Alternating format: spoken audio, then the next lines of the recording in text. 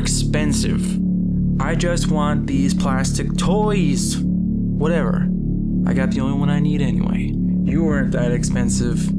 That's why I like you. Because you're classy like that. You wouldn't charge me a whole bunch of money just because you're sparkly.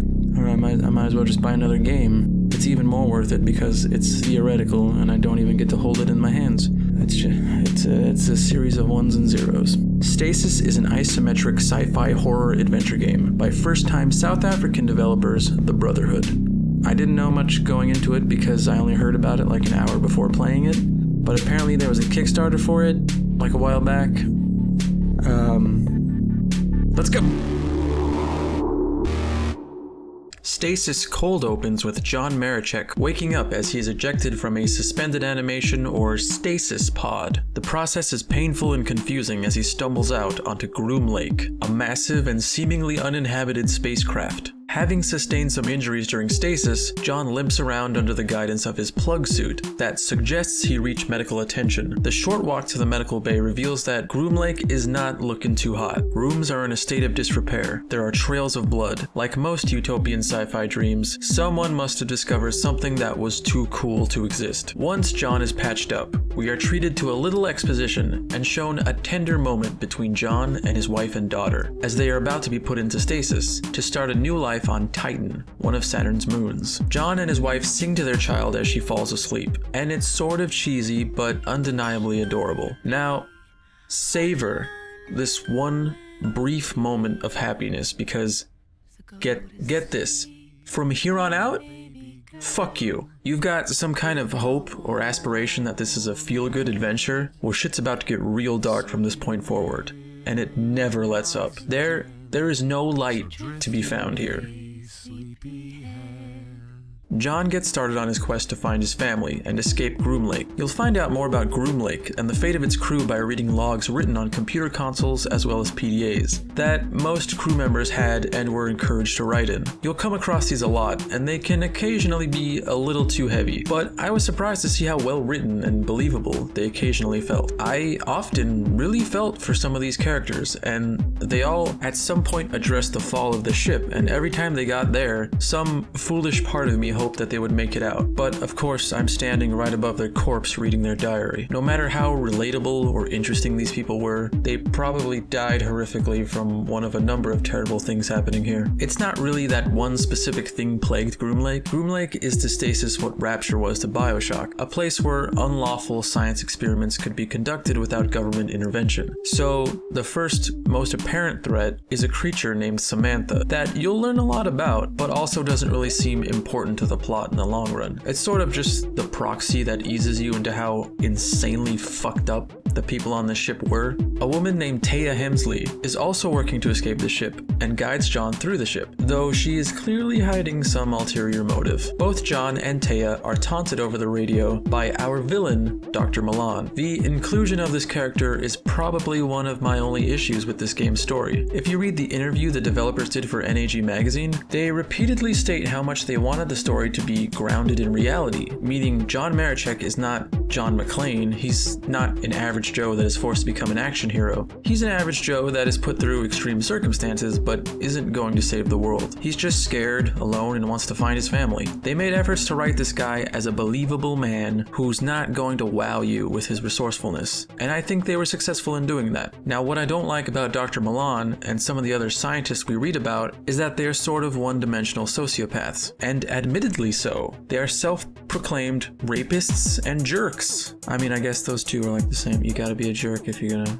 be a raper. I suppose you can chalk this up to the fact that these characters and the ship and its history are sort of peripheral to John's search for his family, so who knows what's up with them. This game has no qualms about violence towards children, which is not something we often see in video games. Usually they're either omitted or made invulnerable, which can do nothing but teach young impressionable gamers that if you shoot kids, they'll just run away. And let me assure you, this does not happen. Children die. They die just like the rest of them. Ain't nobody don't die if you shoot them hard enough. The clearest gameplay parallel to Stasis is the 1998 isometric adventure game Sanitarium. It's a pretty straightforward adventure game with light puzzles and no combat. Unlike Sanitarium, however, Stasis keeps you on your toes, as the threat of death is always imminent. You're going to want to save before doing anything remotely perilous. This game is also often compared thematically to Dead Space, and I do think there are certainly similarities in how gleefully Stasis likes to kill you. It revels in your mistakes. Another moment that brings up Dead Space-like imagery is a self-surgery sequence that could potentially end...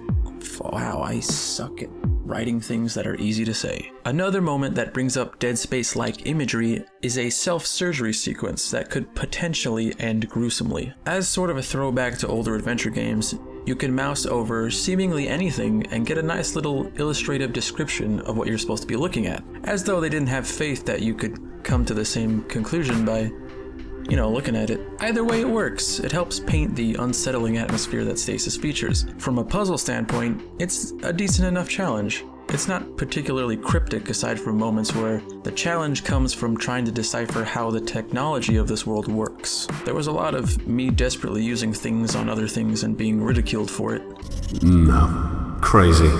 It's not my fault. I'm just doing my best. And I'm sorry that's not enough for you, Dad. So, I don't know if this is a detestable thing to admit, but I completely judged this book by its cover. I went into this blind after I took a look at maybe 2 screenshots, and I was like, whoa, this looks like Sanitarium, and then I bought it. No gosh damn regrets. It feels so, I don't know, fulfilling to see this game. I mean, literally to look at it. It's a visual style I never expect to be revisited, and when it is, it makes me feel almost what I remember happiness to feel like. It is a throwback, but it's executed expertly. This game looks fantastic. You don't cover a whole lot of ground throughout, but every single area of this game has so much detail. From cracked computer screens, flickering lights, dried blood on the walls. That's my fetish. There isn't very intensive animation in play, but when there is, it's very well done. I wish there was more of it. This game has shown me how viable this graphic style is for horror, because this is an effectively scary game, IMHO. It's dripping with atmosphere torn from movies like Alien and Event Horizon. Don't worry, that's the only Paul W.S. Anderson movie it's like, I promise.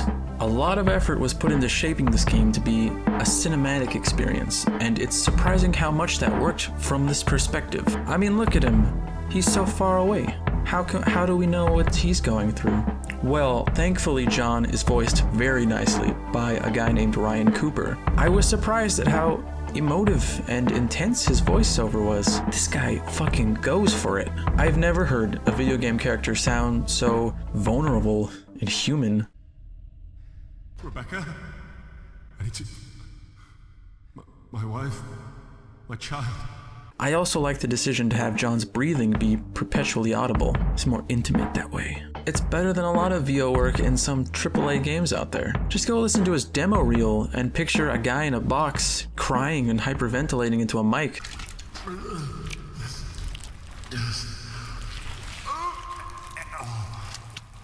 Stay above the water.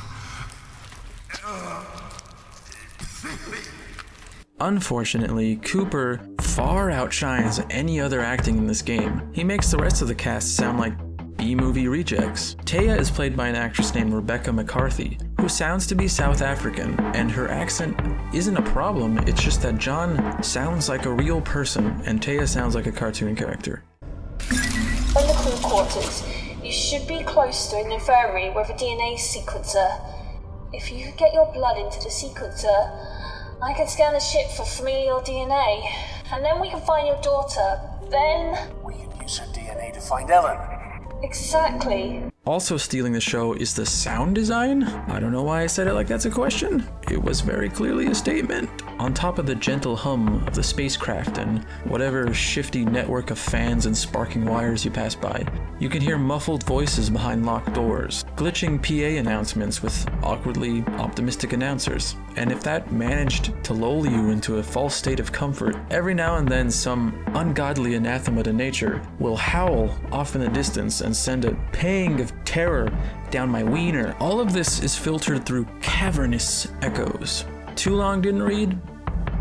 I like it. A big deal was made out of the collaboration with composer Mark Morgan. You may know him from his work on the original Fallout games, and a number of other classic games. Morgan is not the only composer that wrote music for Stasis. Another composer named Daniel Sadowski, and even the game's designer Christopher Biscoff lent some tracks. I think the soundtrack comes off a little inconsistent because of this. Of the three, one of them is the best, but I won't say which one. It's Daniel, I liked him the best. Stasis breathes new life into an otherwise dead format. So in that regard, I absolutely recommend it, but I also can't deny that it's some rough subject matter. It's not even the most visually upsetting game out there, but it's conceptually very intense, and a great deal of that intensity is a result of Ryan Cooper's performance. So if you want to have a fun adventure, this is probably not the best place to look. I mean, you're not gonna feel good after this. Maybe if you're a fan of horror and, I don't know, Holocaust documentaries, then sure, go for it. This is probably right up your alley. It's an interesting plot that sort of slips from sight in the last third, and I just kind of accepted the end. Like, sure, it might as well end here. If you want to unravel the plot more, there is plenty of reading material that is not essential to completing the game. Otherwise, it's a pretty good adventure game challenge with the added tension of possibly dying under horrific circumstances. The biggest draw for me was the visuals, which I hate admitting, but there is something so charming and atmospheric about this game's looks. I know I should care about your personality, but after this game, there is talk of a prequel exploring the origins of the corporation responsible for all this terrible stuff, but whatever comes next, I can't wait to look at it. I can't wait to be bummed out about something else that isn't my own path in life. Thank you for letting me revel in the misfortune of someone else for just a goddamn second.